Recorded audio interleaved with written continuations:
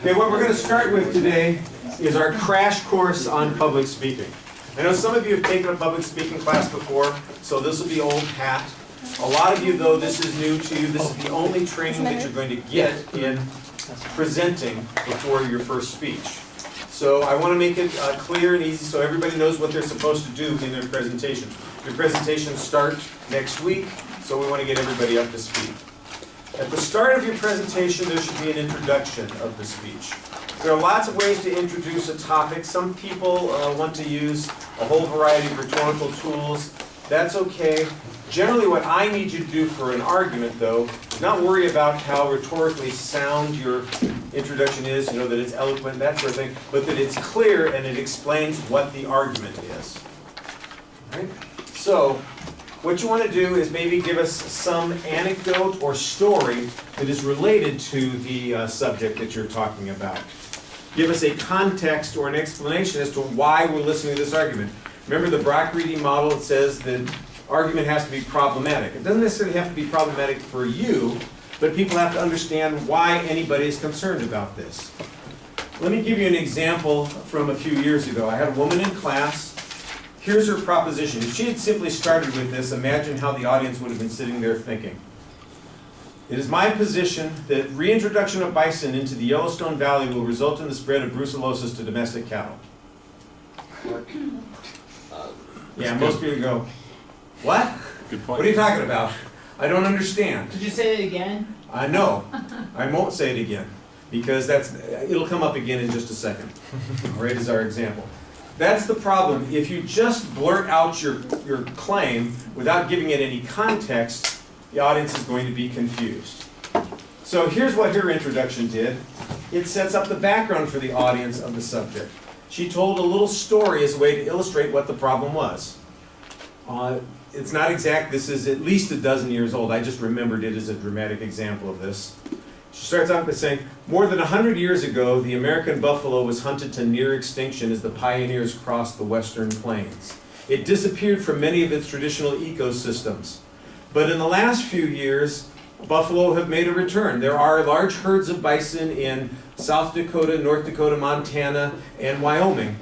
And it has been suggested that some of those bison be returned to their traditional ecosystems that they disappeared from, including the Yellowstone Valley, which is where Yellowstone National Park is, where there are some buffalo, but where the larger Yellowstone Valley does not have the large herds that it once had. The problem is, in the last few decades, well, basically since the 1930s, large tracts of federal land have been leased to ranchers for the purpose of cattle grazing in those areas. And bison carry a particularly dangerous virus called brucellosis that could wipe out the value of those cattle. It is my claim today that reintroduction of bison into the Yellowstone Valley, which has been proposed by the Interior Department, would result in the spread of brucellosis to domestic cattle. Now it makes sense. Yeah, now it makes sense because you've been given a context. So that's what you want to do at the beginning of your speech. Tell us what the issue is and why we're listening to this argument. Why is it something that we should be talking about? It doesn't have to apply to everybody here, but they have to understand why we're having this discussion. You want to have an explicit statement of your proposition. And when I say explicit, I don't mean filled with curse words. Not that kind of explicit. It needs to be direct. I probably have said this to you before as an illustration. If you, in your English essay, had a sentence in the first paragraph that said, the thesis of this argument is, what would your English instructor do? Yeah, they fail you, or they slap you on the wrist, or they tell you to change it. Take it out. You're not supposed to do that. Oral communication is different than written communication. When you're reading something, if you don't understand it, what do you usually do? You reread it immediately. You say, I got through a paragraph, what the heck was that? And you read it again. You can't do that with a speech. You can't re-listen to what somebody just said because you can't rewind the last 45 seconds and get it exactly right. That's why it has to be clear the first time out. So in an oral presentation, Gesundheit, and one more Gesundheit, and after that you have to get well on your own. All right? You want to tell people very clearly what your claim is. When we talk about writing propositions, that's when you present the proposition. early in the speech, in the introduction, after you've explained what the controversy is, tell us what your proposition is. And then we want a preview of the major supporting points in the proposition. A preview is like a roadmap for the audience to follow. Here's where we're going in the argument. Here are the issues that are coming up. The analogy I like to draw for people, I think it's easy for us to relate to here in Southern California. Everybody's been on the freeways, right? You've seen those signs that tell you what the upcoming exits are. You know, they're green with the white lettering and tell you the order of the exits and how far it is to each of them. Why do they do that? So you don't miss your exit. Not only so you don't miss your exit, but it helps regulate the flow of traffic. Ideally, you won't have people crossing 4 lanes of traffic at the last minute trying to make their exit. They know I should start getting over when my exit's a mile and a half or 2 miles away. Conversely, if your exit isn't coming up immediately, I should be in one of the center lanes and less worried about that kind of thing. And the traffic flows more smoothly. What you're looking to do is try to help the audience with the flow of information. So when you tell them, here's what's coming up, they can be listening for it. They'll know how the information fits together because you provide a preview, and as a consequence, it's easier for the audience to follow and make sense of. All right, I'm going to change from my example of brucellosis to a different topic here for the purpose of our illustrations for the rest of this discussion. All right, so Sally Sue from Kalamazoo always dreamed of going to Princeton University. From the time she was in elementary school to the time she was a senior in high school, she never missed a day of school. She always had the highest grade in every class that she was in. She was the class valedictorian for her graduating class. But Sally Sue had one problem. Her SAT exam was not very good. So even though she was the class valedictorian, had perfect attendance, a great grade, she didn't get into Princeton because of her SAT exam. And she was severely disappointed. She went to a nice school, and she's happy that she's there, but it was a disappointment. It is my claim today that the SAT exam is substantially harming American higher education. And I'm going to prove this to you first by showing you that the SAT exam is biased against particular groups, particularly ethnic groups. Second, that it has a large economic bias built into it. And finally, I'm going to show you that there is a substantial benefit that would occur to diversity and enrollment if we used other means for determining college admission. There you go. You know what the upcoming exits are. You can be listening for those arguments as they come along. That's what a preview does. It tells people, here's where the argument's going. Listen for these arguments, listen for these issues as we go through. So does everybody follow that? I hope so. I tried to make it as clear as possible, and the example I think works for our purposes here. So that's the beginning of the speech. Most of the time your introduction is going to be about a minute. Well, if it's much longer than that, you want to be careful that you're not going overboard on that. Remember, these are 6 to 7 minute presentations, so if you spend 2 minutes on your introduction, that's less time for the content of the speech. Right? You can hardly see it. There's a figure there. Maybe it would help if it was in a white frame. He's a man in black. John Peck. Which way looks better? This way? There. That. Good enough for Alright. government work. The invisible man.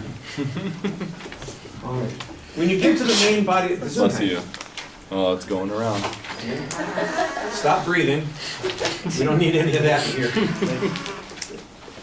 When you get to the main body of the speech, you need to do a few things for the audience as well. First of all, you want to use signposts to indicate where you are in the presentation. So you set up a roadmap for people, but as you get to each of those points, you need to let them know where you are. I always ask it this way, because I'm going to stick with my metaphor about the freeway signs. Has anybody here ever driven across Texas? Yeah. Okay. Those people who have driven across Texas are going to know what I'm talking about because you may have experienced this. Here, when you're on the freeways, you see the exit. It's indicated, Lemon Street, 2 miles, Lemon Street exit 1 mile, Lemon Street half a mile. When you get to Lemon Street, there's a big sign over the exit that says Lemon Street, right? Mm-hmm. They don't have those signs in Texas. What they've got is numbers. Yeah. And they tell you that Lemon Street is exit 72. And you have to remember that it's exit 72. And when you get to the exit, there is a number but it's on the ground, right past the exit. Which makes it a little bit hard sometimes, because if you miss an exit in some places in Texas, the next place that you can turn around could be 10 miles down the road. So that's bad news. Texas has many fine qualities. I'm going there this weekend for the game. All right? It has many fine qualities, but that's not one of them. Don't be Texas. Be every place else and tell us where you are. So as you get to the individual points, say those sorts of things. So let's begin our explanation about why the SAT is a problem. Like I said to begin with, the very first thing is the SAT is biased against particular groups. Don't be shy about even using a numerical signpost for the secondary point. Oral presentations sometimes need to do that to help audiences listen. Listening is complicated. People think it's easy to do, but it isn't, and you have to help them. If it's necessary, repeat the claim. Remind people, make sure that they can follow the structure of the speech as they're listening.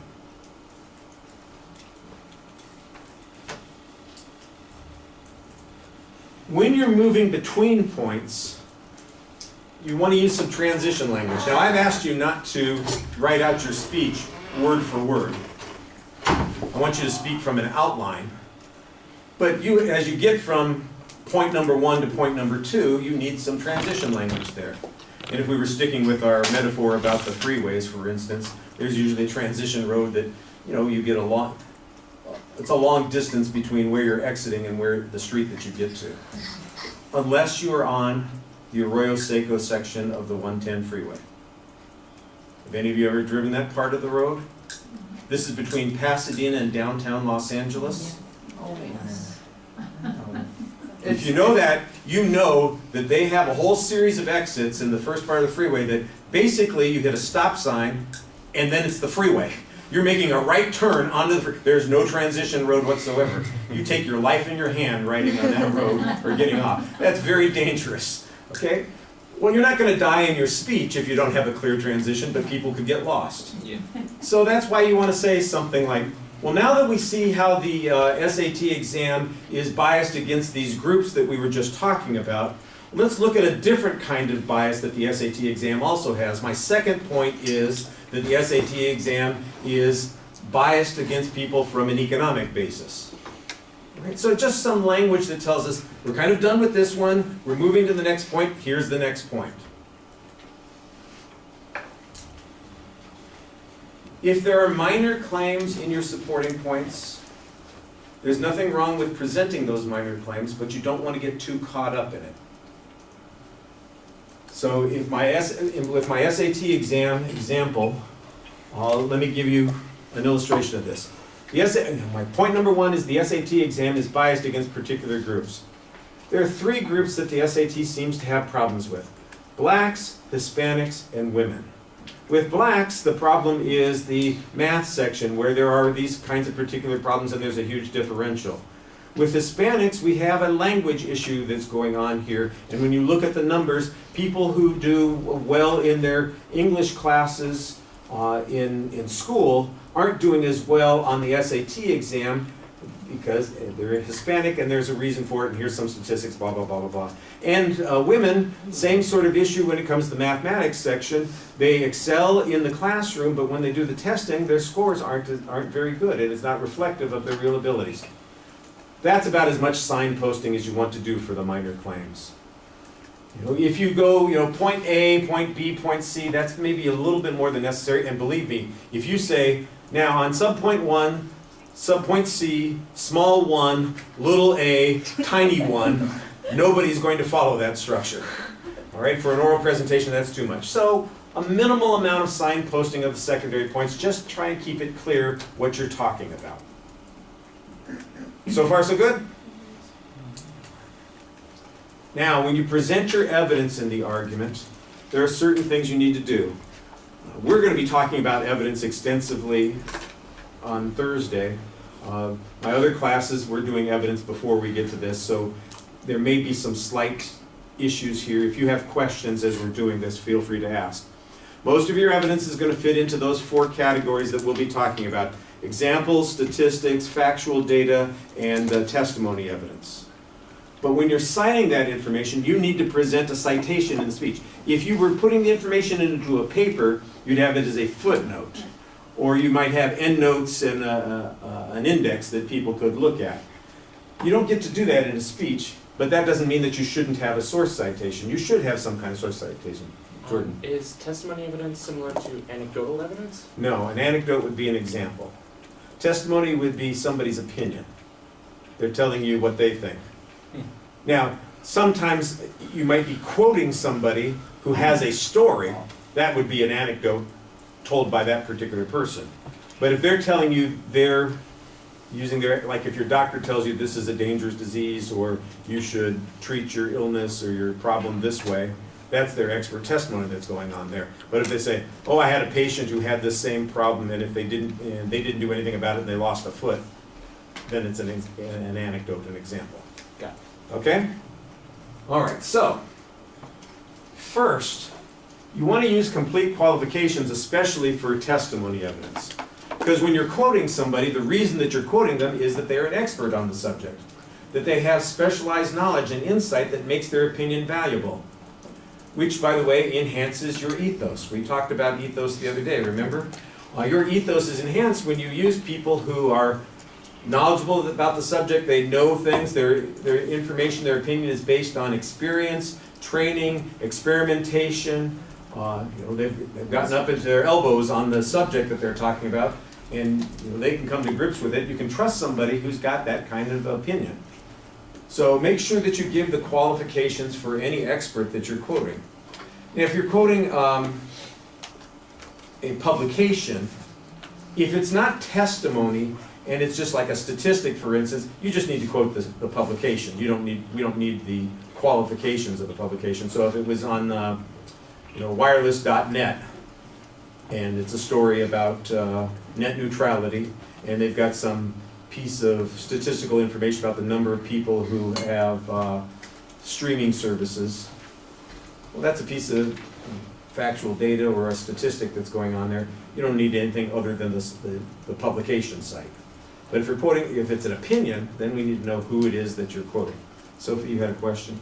So like when we do these kinds of things, we start with like according to blah blah blah or... Yeah, you would have to say, for instance, according to Jack Smith, the chair of the Department of Speech Communication at Indiana University, blah, blah, blah, blah, blah, blah, blah, blah, blah, blah. Then I know whose opinion it is and why I'm listening to it. But if it was, like I said, a piece of statistical information, you might simply say that the Department of Justice reported in 2016 that 1/3 of all of the murders that were committed in Southern California were committed by transgendered people. I'm making that up. I don't have any information. I'm just, that's the only citation that you need. You don't need to give the qualifications of the Department of Justice site. You want to make the citation prior to the presentation of the evidence.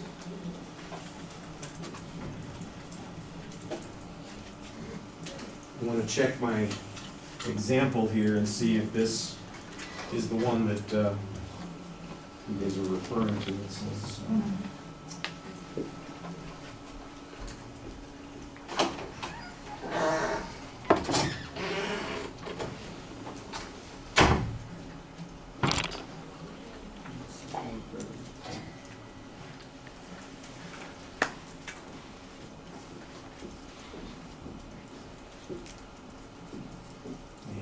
see it. I'm going to have a quick second here.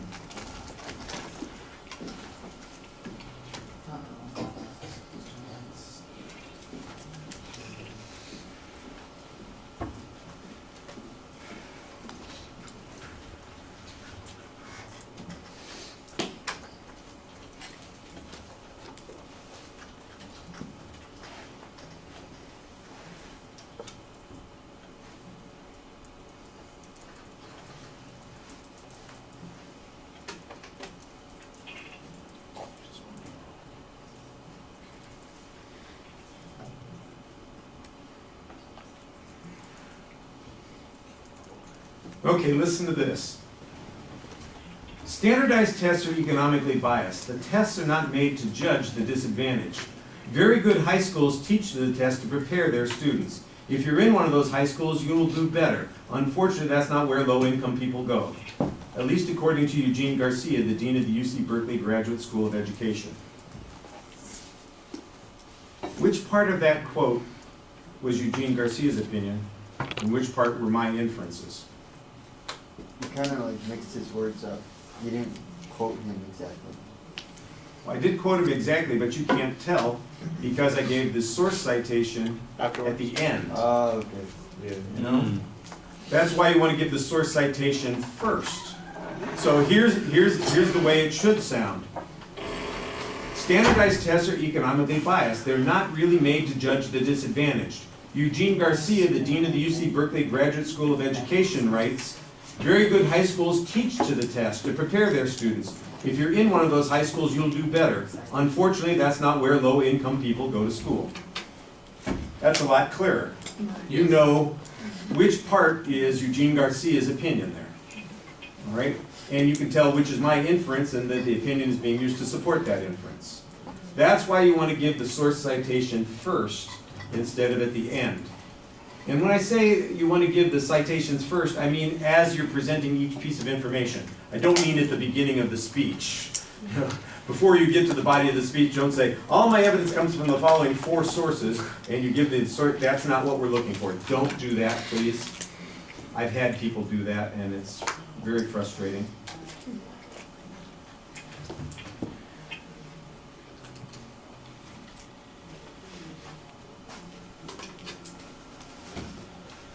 When you're presenting statistics, particularly if there are a lot of numbers, slow down a little bit. Maybe you're a whiz at dashing off numbers and remembering things and being able to put stuff together, but a lot of people, especially if they're only casual listeners, will get lost in the minutia. So if you had, if you strung together 3 statistics to make your point and you said, 2/3 of the 500 million students in Southern California who didn't get scholarships last year were denied those scholarships, and 10% of those, were denied on the basis of a lack of citizenship. You go, wait a second, okay, 2/3, 500,000, 10% of that. Slow down enough so that people can follow what you're saying, because if you just string it together, it's not good. It's all gotten a little bit better, but we used to have a voicemail system here where you had to listen to the whole message. You couldn't roll it back. And people would leave me messages. They would leave me a long message, Richard, I'm not going to be in class, and then they would describe all the horrible things that were happening to them. Take a minute to talk about, their vomiting, their diarrhea, the smell that's coming out of them, the ooze that's happening, the horrible way they feel, miserable, blah, blah, blah, blah, blah. And they say, could you call me back? It's area code 714-992-7175. What? And I'd have to listen to the whole message again to get that last section because they rushed through the numbers. Yeah, it drove me crazy. So don't do that. Don't do that. Pace yourself when you're presenting statistical information because it's easy to get lost in those numbers. We're still going to be talking about statistics. We'll get to that here in just a few minutes. Like I said, we're doing a little out of sequence today. It's no wonder you decided to stop doing voicemail things. Yeah, well, fortunately it's changed. It's now on the computer. The voicemail comes automatically to the computer, and it's like you can skip back. It's like looking at a YouTube video. I want to skip back 20 seconds, 5 seconds, whatever. I can listen to the end point. But that's one thing I'm thankful for on technology. When you're presenting quoted information, people sometimes have a tendency to want to mimic what you do when you're writing. They want to put the quote marks in. And they do it in different ways. Maybe you've heard somebody say, quote, unquote, while they're speaking. That's very frustrating. If you did it once to illustrate a particular quote and that's what you were talking about, that's not a big deal. But you might have, 12 to 15 pieces of evidence in your speech, and if 10 of them are quotes, and you're doing that every time you have a quote, imagine how annoying that's going to sound. Quote, unquote, quote, unquote, quote, unquote, quote, unquote, quote, unquote, and you got another 5 coming. That's just going to drive people crazy. The way to present the quoted material, give the source citation, and then pause a second, give a little vocal inflection, pause again at the end, increase the volume of your voice, drop the volume of your voice. There's lots of ways to indicate the quoted material. Sometimes you're just going to paraphrase. If you're paraphrasing, which I understand is okay, because I don't really expect you to have everything memorized, but make sure that you paraphrase accurately. Sometimes people, they make their own inferences about what somebody is saying instead of really just summarizing that argument. That's why it's maybe better to get an accurate quote. If you're going to have something in your notes, that's what I would want you to have, is the actual quote or the statistic, because I don't really expect you to memorize those things. The other one you mentioned, I saw you doing that, Victoria. The air quotes. Air quotes, yeah. Don't do that either. There's a reason that, they make Dr. Evil do that, because laser beam, because you look like an idiot when you do this. And if you were doing that a dozen times during your presentation, people would think, what's the matter? They got a twitch, Tourette syndrome? What's happening here? So don't do that. Don't do that. The language of your presentation has to be something that you think about ahead of time, especially when we're dealing with technical terminology or jargon that's related to the field that you're talking about. You may have to define things that are unique to the subject. So brucellosis, when the example was earlier, I'd have to explain what brucellosis is. Definitions are okay. You do want to be careful about how you define things. You guys know the KISS acronym? Keep it simple, stupid. Don't make things more complicated than they need to be. So if there's a different term, just use. Yeah, if there's a simpler term, that's usually the better thing. Look, I have nothing against eloquence. The turn of a phrase can be fantastic. Speeches can sound magnificent because somebody is very careful with the language. But let's face it, your speech is here. You're not delivering them in front of Congress. This is not a declaration of war. This is not going to go down in history. What's most important here is that your argument is clear. And that's what we want to make sure that you do. So keep the language relatively simple so that people can follow what you're talking about.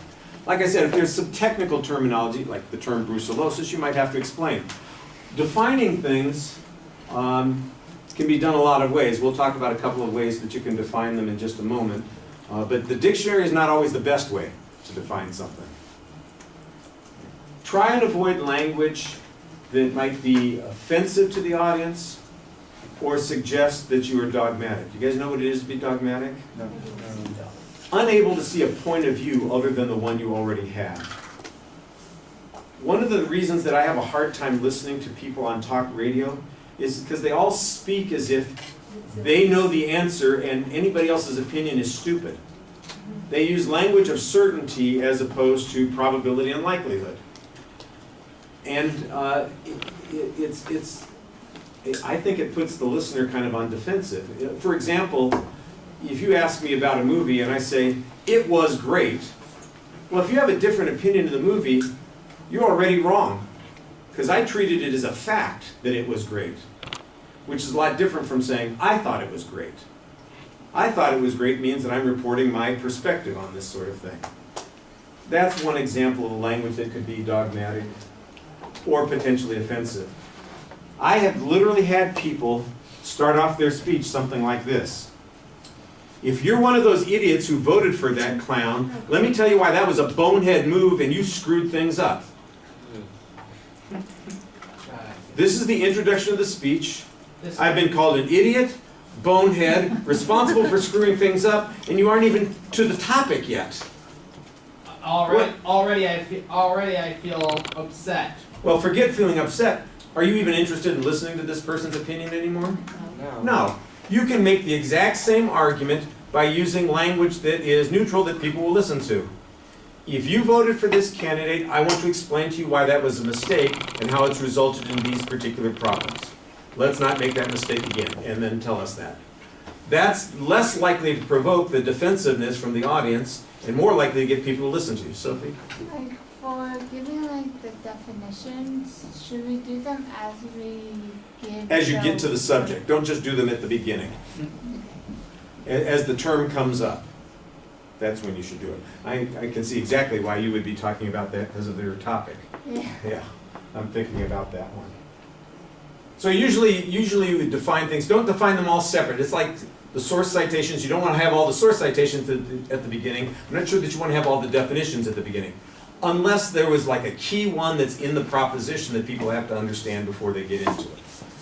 So maybe the one that you're talking about, the no first use policy, you'd need to have an explanation of what that is at the beginning. But other terms that maybe just as they come up. So you'd want to define concepts that are new, that are going to be unfamiliar to the audience. And there are lots of ways to define things for people. Like I said, the dictionary isn't always the best way. Has anybody ever found that they were more confused after looking at a dictionary definition? Yeah. A few times. I had this example, I always think it was maybe 4 or 5 years ago. Now I realize it's got to be at least 8 or 10 years ago that this happened. But it was in class one day. I was teaching an interpersonal class and we were talking about language issues. And somebody gave me an example. I wish I could remember the thing they said. And I said, well, that's a colloquialism. And somebody in class said, what is a colloquialism? And there was a dictionary sitting right here. I think it was this, maybe it's in the drawer. I don't see it now. I said, hey, let's be academic about this. Let's look it up. A colloquialism. So I looked up a colloquialism. You know what a colloquialism is, according to Webster's Collegiate Dictionary? A colloquial expression. Well, of course. which doesn't help at all.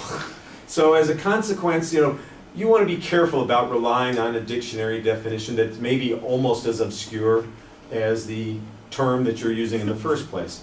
A couple of easy ways to define things. By example is a typical way. Give people an example. So if I was talking about brucellosis, I would not give you the medical genus species of the the bacteria that's there and tell you what the chemical components are. I would say it's a disease similar to hoof and mouth disease, which destroys cattle all over the country on a regular basis and makes the cattle unproductive for commercial use. And that's probably about as much definition as I need. Now, if I was presenting this in a science class, maybe I would use the more technical terminology, but in a more general audience, a simpler definition is okay. Using synonymous terms, that's an easy way to solve those problems as well, things that people would be familiar with, or comparative terms. Language is tricky. The way language works is sometimes hard to understand. People aren't always, they confuse words. They think that words have meaning in and of themselves. They don't. Words are just inventions for our purposes. There's nothing particularly chair-like about the word chair, except the lowercase h sort of looks like a chair if you were drawing them. That's about it. The word doesn't sound the same in other languages. In Spanish, you're saying silla. In German, you'd say Stuhl. In French, you'd say Chase. I don't know what it is in Japanese or Korean or Mandarin, but I'm sure that it doesn't sound anything like chair. But they all represent the idea. Words are artificial contrivances. They are not the same thing. Here's the example that I like to use to prove this, for instance. There's only one word for a number that actually has the same number of letters in it as the word it represents. 4. All the others, they have the wrong number of letters. 2 has 3 letters in it. What the heck? 5 has 4 letters in it. Get another letter and grow up and represent what you're supposed to represent. But there's nothing inherent in the language. It's a contrivance. And language is ambiguous. There's a degree of uncertainty about what it means. Almost a century ago, not quite, about 90 years ago, a couple of semanticists were trying to explain how do we get meaning from language? How is it that we're able to use language to communicate ideas? Their names are Ogden and Richards. And I.A. Richards was a well-known linguist. In fact, I think he wrote some of the style manuals that you might use in English classes. Right? So their model is called the triangle of meaning, Ogden and Richards model. And here's the way they explain it. At the top of the pyramid here, you have a person who has a thought or idea that they're trying to communicate to somebody else. That thought or idea was modeled, according to Ogden and Richards, on a referent.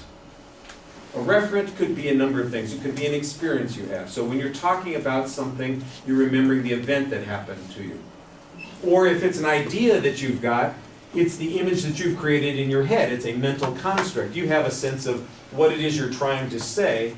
You know what that is, and the construct is in your head. That's your referent.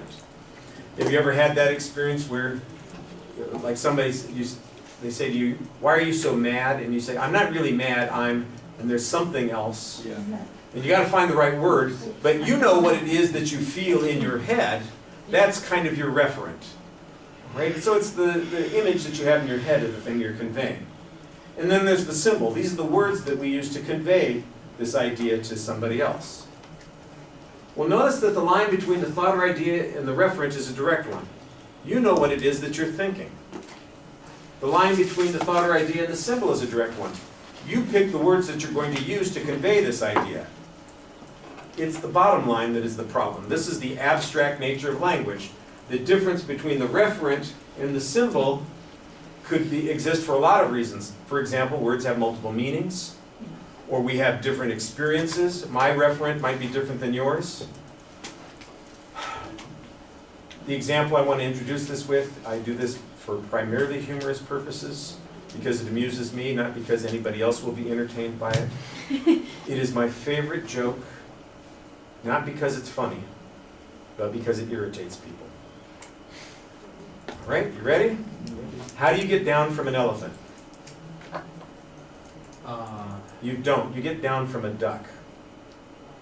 Aw.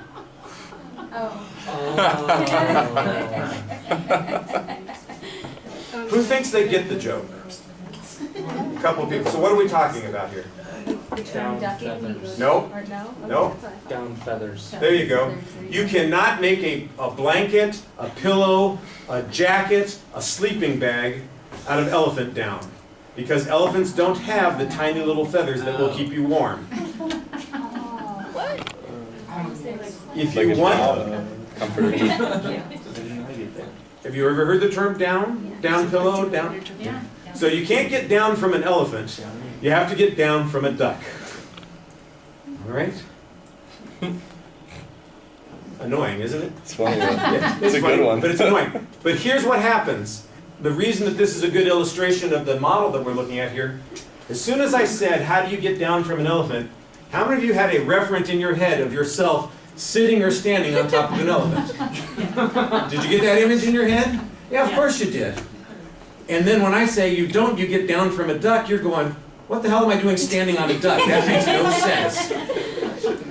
Because you have created this image in your head of what this means, and that image kind of blocks you from seeing the double meaning of the word there, because your referent is different. We do this all the time.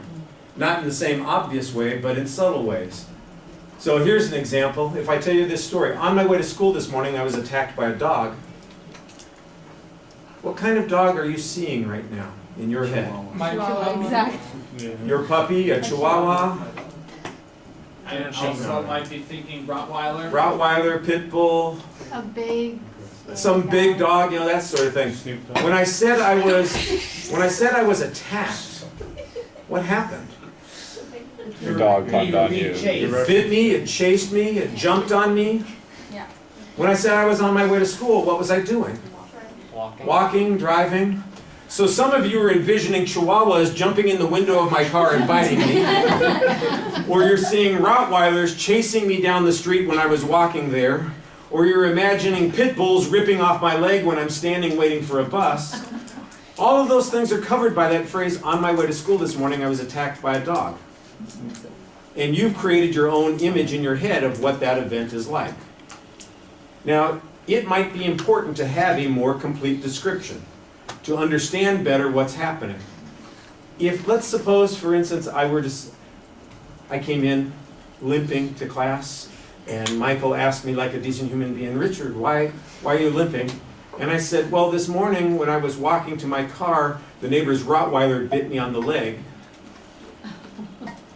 That would be clear enough for you. That's as much, okay, I understand what's going on, that's relatively clear. But if I'm suing my neighbor in court, is that enough? No. $50,000 please, his Rottweiler bit me on the leg. Well, why isn't it enough? Because you didn't know why it bit you. You could be like, Well, what was going on? I was in my own driveway when it bit me. Were you throwing rocks at it ahead of time? Yeah. People ask that question. To me, that's a less important question. How did it bite you? I have a dog that bites me every day when I come home. He loves me. He's so excited to see me. He nips at my heels. He, grabs my hand. But I wouldn't say, oh, he damaged me. I need $50,000. When you say he bit you, how did it bite you? Did it penetrate the skin? Did it draw blood? Did you have to have stitches or some kind of cosmetic surgery or something like that? You say it's your neighbor's Rottweiler. I got one for you. How do you know? Could you pick out one Rottweiler from another? Like if you're standing behind the two-way mirror at the police station and you've got 6 Rottweilers lined up in front of the little line wall. Number 2, step forward, please. Unless the Rottweiler is particularly obese or was missing an ear or something, I gotta be honest with you. My neighbor has 3 Rottweilers. Up around the corner, they have 2 more Rottweilers. Down the street, there's a house that has 2 Rottweilers. It's like 9. They all look pretty much the same to me. I don't need to be speciesist, but they're all black and tan. They're all 120 pounds, give or take, and they're all mean as sin. Or at least they look that way. And they're all land sharks. Have you ever noticed that about Rottweilers? You don't know they're there until they're on top of you. Other dogs will bark the whole time they're coming at you. Rottweilers, they wait to make those sounds until they're right on top of you. Right? Now, that's when I would have to say, well, my neighbor's Rottweiler bit me on the leg and I had to have 14 stitches. How do you know it's your neighbor's Rottweiler? Well, I saw it come from my neighbor's front porch and run over to my yard, and afterwards it took that chunk of skin about the size of a quarter out of my leg, and it sat on the porch and played with it for 10 minutes before it swallowed it. So that's why I assumed it was my neighbor's Rottweiler. But if I'd said that to Michael when he said, why are you limping? That's too much information for you. You don't need that. But I'm needed in court. So the question about how specific to be depends on the audience that you're looking at. We're going to talk about audience analysis.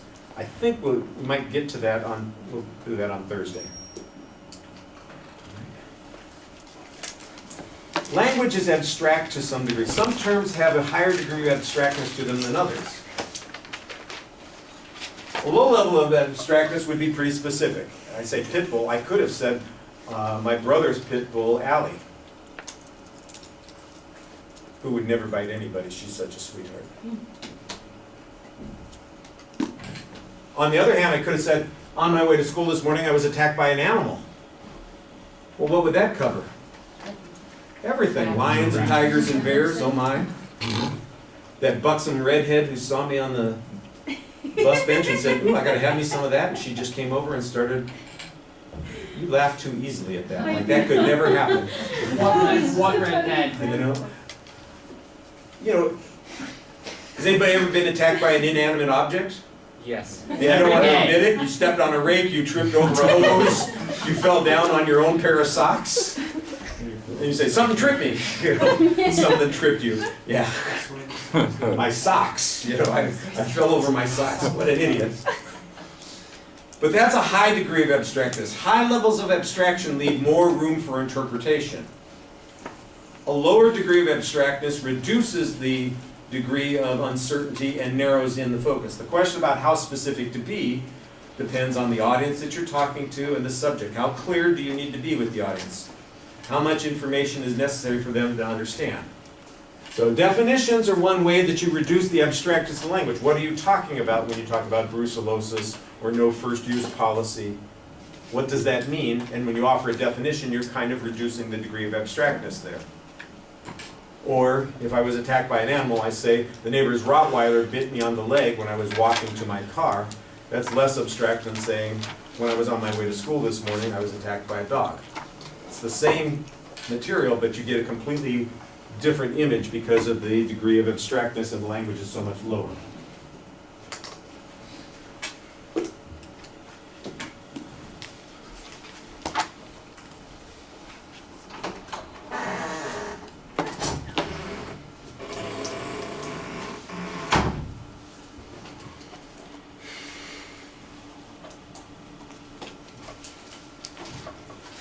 At the end of your presentation, you should have a brief conclusion. Again, if we were basing it on general time limits, if an introduction takes a minute to set up the speech, a conclusion usually takes about 30 seconds, 40 seconds for a short presentation.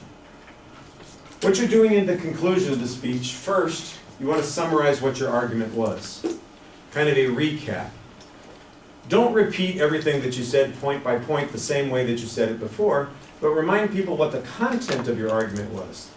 So if I was going back to my argument about the SAT exam, I might say, so we learned that women, blacks, and Hispanics all have very different scores on the tests than they do in their achievement in the classroom. I showed you how people who are better off are more likely to be prepared for the SAT because the schools prepare them for that, and they have access to other resources that other people wouldn't have. And finally, I showed you that we'd have greater diversity in our colleges and universities. We'd have 10,000 more blacks, 15,000 more Hispanics in the UC system if we use this other policy rather than the SAT exam. So just kind of remind people what the key ideas were in the points that you made. Don't repeat everything exactly you said, but kind of paraphrase and summarize for people.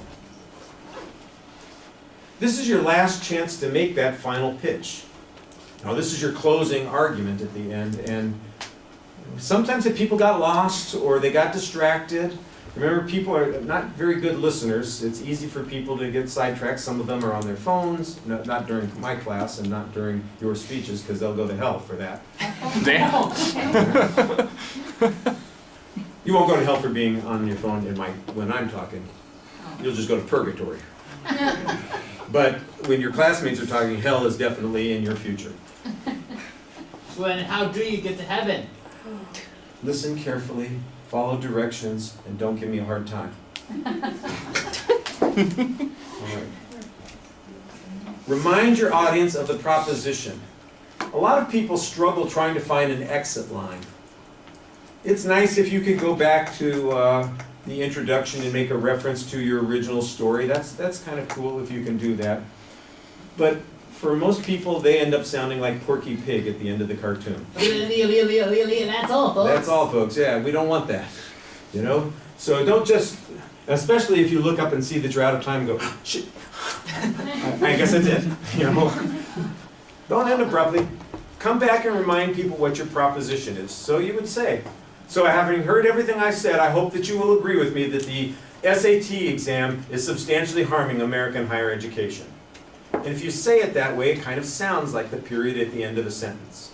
Debbie, you had a Yeah. question? So we have 5 to 6 minutes. Are you timing us and Yes. telling us to stop? right Well, now? I will give you time signals. You'll see when you're out of time. That doesn't mean that you should stop in the middle of a sentence. Okay. You should finish your idea. Okay. But if you've run out of time and you're only 2/3 of the way through your speech, you need to summarize that last third fast, because I can't keep the time going. I gotta be fair to everybody. Okay. I think I've got 7 or 8 people scheduled each day. If your speech goes 7 minutes and my comments go 5 minutes, that's 12 minutes per person plus a little setup for each person. You know, maybe we're talking about 12 to 14 minutes per person to hear those speeches, and we're hearing 8 people a day, we're fine. Problem is, if you go 2 minutes over then, and 3 people do that, then somebody's going to end up getting bumped. Okay. And I don't want that to happen. Right. There'll be a countdown. I'll have somebody keep the time for you while you're listening to the presentations. Speaking of presentations, how to present. I've already said, and I'm going to remind you again, that nobody is going to be using the computer-generated images here. No PowerPoints, this sort of thing. You're just talking to us. And so don't think about this sort of thing. It's best if you speak from an outline. If you have a script and you start reading that script, that's what you're going to end up doing, reading the whole time. Your eyes will be downcast. You won't look at the audience. You're focusing on every word that you've written instead of what the idea is. You're much better off preparing an outline of what your argument is, knowing what the main points are. You should be able to memorize that. If you can't memorize it and you just have on an outline the 3 main points that you're going to put in, that's okay, that's fine. But don't write out every transition. Don't write out every word between the quotes and the statistics and the examples. You should be practiced enough that you can get through that without relying on it. The only time that you should be reading is when you're presenting a statistic or a quote that's unrealistic to have memorized. Okay? Even an example, you can just tell the story of the example. You don't have to have the example word for word. As long as you can tell the story, that's sufficient. We're going to talk about that a little bit more in just a second because we are going to talk about evidence. Like I said, we're doing this a little backwards so I can do this.